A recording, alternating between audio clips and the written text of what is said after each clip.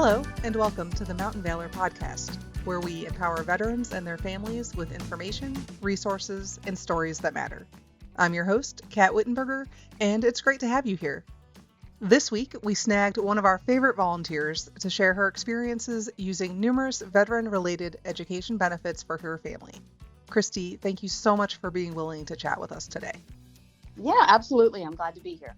Real quick, I wanted to remind folks that we have done previous episodes on all of these, but the benefits we will touch on today include GI Bill, Vocational Readiness and Employment, which was previously Vocational Rehab and has gone through a few other names, and, just to be more confusing, can be referred to as Chapter 31.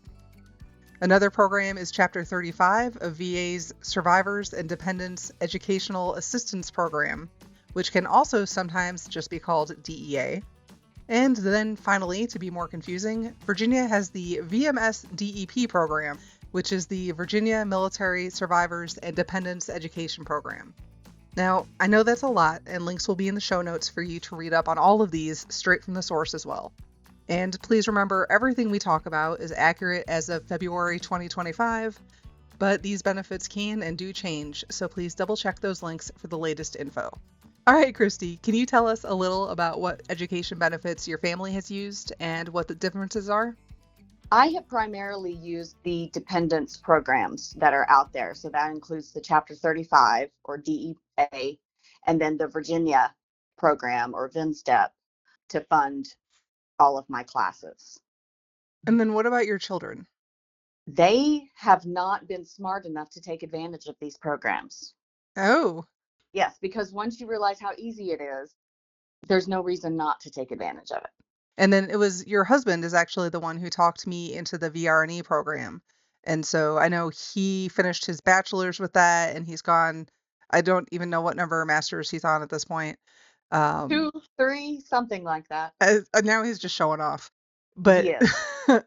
But I know one of his big challenges this year was getting released from the program so that he could go on and use his GI Bill afterward. And that's definitely something that people don't realize is that it's not an either or. As long as you still have GI Bill benefits remaining, you can still get the living stipend with VRNE, finish that program until whenever your counselor and you agree that you're complete with that, and then you can still use your GI Bill benefits. Correct. In your opinion, what are the worst paperwork or reporting challenges? The signing up for both of these programs was actually quite easy. So that was not the problem. With Chapter 35, at the end of each month that you're attending classes, you have to self-report that you have attended classes. For other programs, the VA has where you can do this online or through an automated phone service. But for Chapter 35, you still have to physically call an 800 number and talk to a representative, give them your personal information, basically, that they verify who you are, and say, yes, I've attended classes for the month. You have to go through that reporting in order for them to then release the funds to you. Okay, so you get the funds after the fact. Correct. Okay, so with VRNE, the funds go straight from VA to the school, and then I just get a text message or an email, sometimes both, asking me if I did indeed complete what I was supposed to be doing. Yes, that would be much simpler. But unfortunately, with Chapter 35, they do not have that as an option. Okay, good to know. Has your family run into any unexpected hiccups with the programs? Actually, no, they've been pretty smooth. You mentioned the one about my husband trying to get released from the VRNE. That has been the only real issue that we've had with any of the programs. Okay, that's really good to hear. Is there anything that has surprised you about the different programs? Well, the Chapter 35, what is nice about that one is it pays directly to you, to the student, where some of the other programs pay directly to the school. The Chapter 35 is paid directly to you to use however you see fit, basically. Okay, and then does that Chapter 35, I can't remember, that covers tuition as well, right? Or does it just send you the check directly to you to use however you see fit? It just sends it directly to you to use how you want. You can use it to pay your tuition, or it can be used for living expenses. Okay, And are there any like limitations to what is defined as a living expense, or do they not really care? As far as I know, they don't really care. Okay, excellent. I know that part of your background was working with the Army Family Services while your husband was still serving. Between that experience and your experience now as the dependent of a retiree, what do you think stops folks from using these programs? Thinking that they're complicated, thinking that you've got to fill out, bukus of paperwork or go through all this vetting process in order to use the benefits. It's really not that difficult. It's a couple pieces of paper that you have to fill out. That's one of the things that stopped me from applying to VRNE until your husband bullied me into it.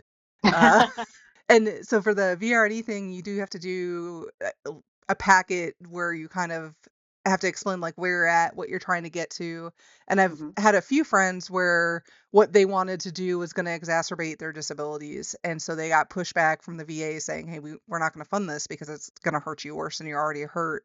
But that shouldn't necessarily be a stopping point for someone either. Like that's just because you can't do the first thing doesn't mean that there's not other avenues for you that the VA is going to support you on. They just don't want to make you worse. And in the cases that I've seen, it has made sense when the VA pushed back. I'm certain that there are veterans out there where it doesn't make sense. Um, but I also know that as soon as you get that first no, people tend to shut down and be like, well, this program won't work for me. I'm not going to do it. And I'm going to tell everyone that I talk to that this is a terrible, terrible thing. So it's really nice to hear that that things have worked out so smoothly for you. One nice thing about it too, as far as options, say you're not the type that's looking for a bachelor's degree or an associate's degree, they also can pay for, certificate programs. So for certification tests and other educational options more than just a bachelor's degree. So more than just the traditional what you think you're going to get. Exactly. Awesome. Are there any resources out there that you recommend people use to figure all this out? I relied heavily on the veteran liaison at my school because he knew the programs and he also knew how to communicate those programs to the school. In other words, to make sure I had all the right paperwork and um, turned in to the right places. So I leaned on him quite a bit.